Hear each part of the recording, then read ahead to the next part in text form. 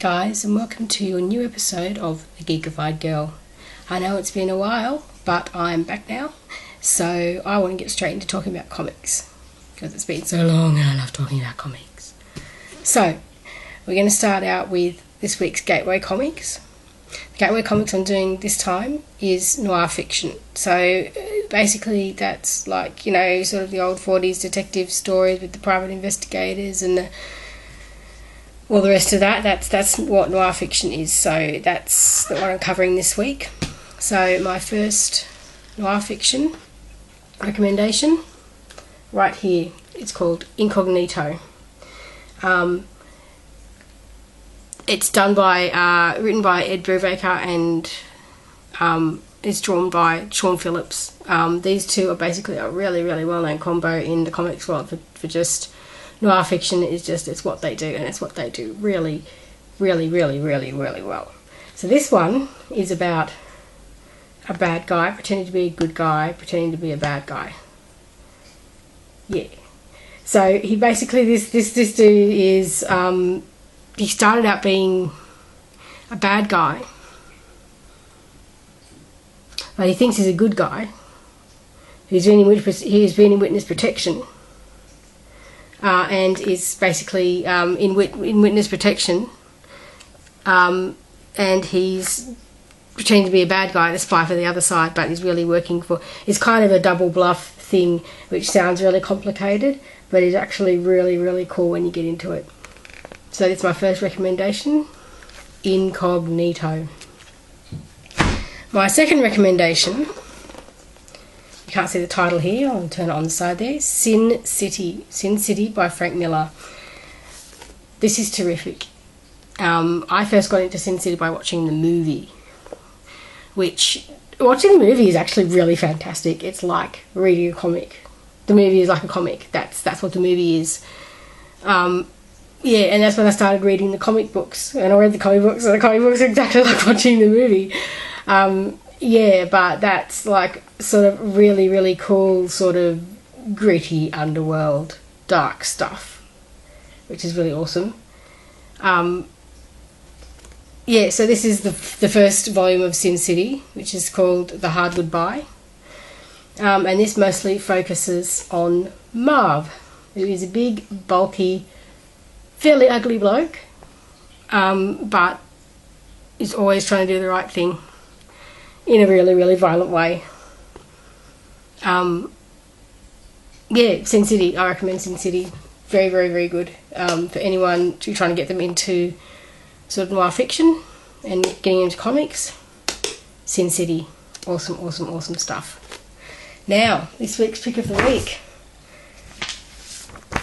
Another win from Ed Brubaker and Sean Phillips' team. This is called Fade Out. This is hardly a new release, but I've only just gotten around to reading the first issue this week, and it blew my mind. Let me tell you what happens in the first issue. What happens in the first issue is that we've got this guy right here. This guy right here. He wakes up in a bathtub in a woman's apartment, and he has no idea who she is. He has no idea how he got there. He walks out into the living room, and she's dead. She's been strangled. And she's dead on the living room floor. So, of course, he freaks out completely, cleans up the apartment, wipes any trace of himself that he was even there, and basically just spends the rest of the comic sort of wandering around thinking, oh my God, this woman is dead. I was there. I'm going to get blamed. I'm going to get found out. Oh my God, what have I done? What's happened? And just trying to remember what happened the night before and how he's ended up there.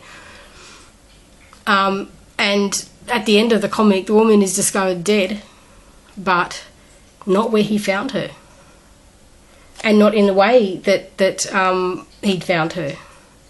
So obviously somebody else had gone into the apartment after he'd been there and sort of changed the position of the body, made it look like she committed suicide. So just a real cliffhanger on the end of Fade Out. I'm still waiting for the comic book store to get issue number 2 in because it's on back order at the moment, but oh my God, the Fade Out, so good. That is my pick for this week, the Fade Out.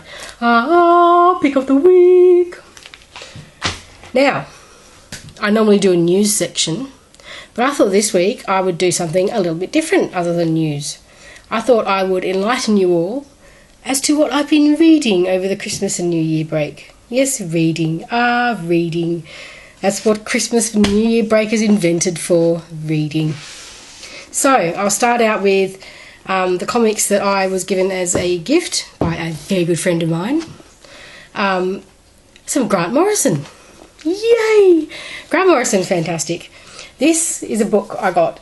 Not a comic, it's a book. It's called Super God. So it's a book, but it's about comics.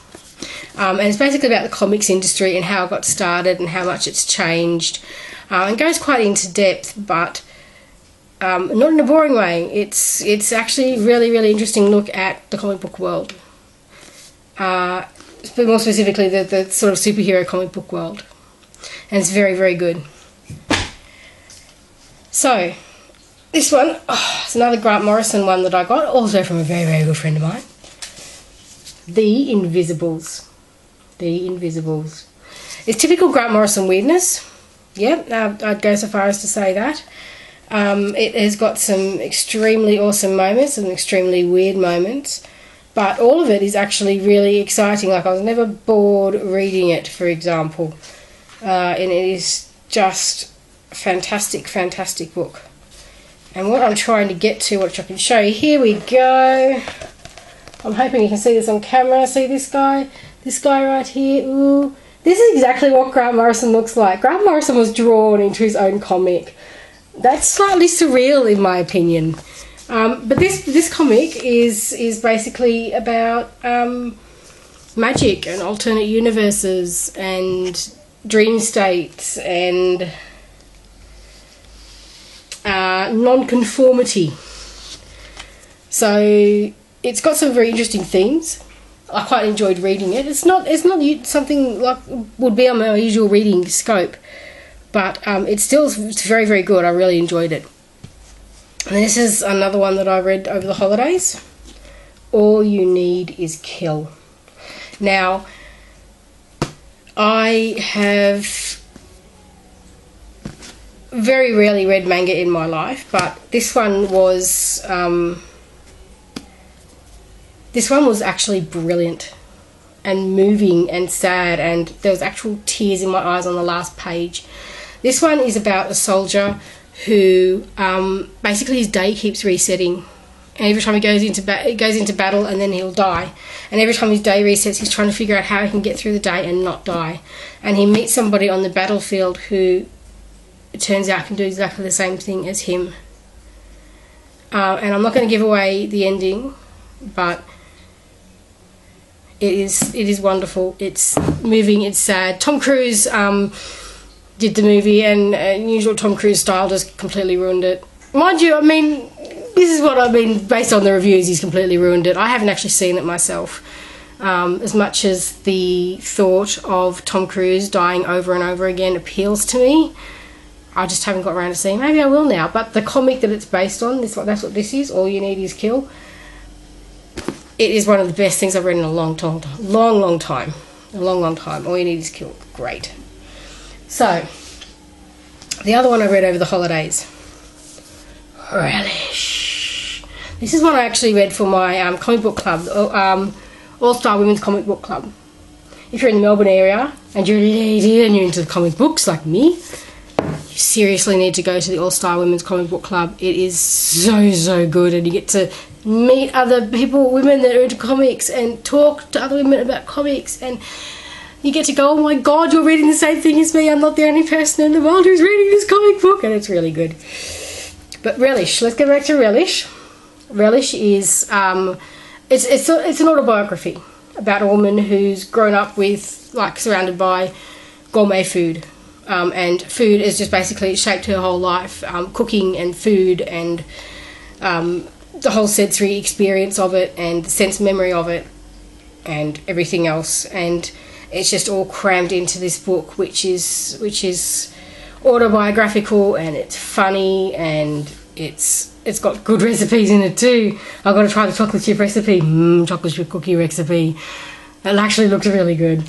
So I'm going to try that. But it's just, there's just so much realism about it. And there's photos in the back of the book as well of, you know, like the photos of of, you know, like her mum and her grandmother and her friend that she's mentioned in the comic and drawn into the comic. And it's just, yeah, you just get drawn into her world, and it's really, really awesome. Relish. And last one, Lady Sabre and the Pirates of the Ineffable Aether. Now, this is one that started out as a webcomic. I actually got this on Kickstarter. It is about Lady Seneca Sabre, who is beautiful and awesome and kick-ass, and it's not a pirate so much as a privateer. Actually, no, let's face it, she is a pirate, but she's a really awesome pirate. Would I say that's an all-ages comic? I'd probably say that's an all-ages comic. And it actually came with, like, really awesome stuff in it. Like, there's a map in the back of the book that you can fold out, and there's, you know, sort of like little books that you can read in relation to it. And look at this, it's so cute. There's like, you know how I used to, like, have these, I remember these when I was a kid, where you'd have, like, the cut-out doll, and you would have, like, cut out clothes, and you would, like, fold the little tabs and dress up the doll, and you can do that with this stuff that comes with the book, and it is actually really, really cool. Yeah, I can't wait for the second one to come out. That's written by Greg Rucker. The fact it was written by Greg Rucker is what made me buy it and back it on Kickstarter in the first place. There are certain writers where I would pretty much just buy anything they wrote, and Greg Rucker is one of them. But yeah, that's just a very sort of light, enjoyable, fun read, and I'm looking forward to reading the next one. Okay, so I think I've taken up enough of your time with comics now. I'm going to go and read some more comics myself. I've just gotten my new comic books this week, so yeah, that's what I'm going to do with the rest of my night. Thanks again for watching, guys, and I will see you next week. Bye. Please do subscribe.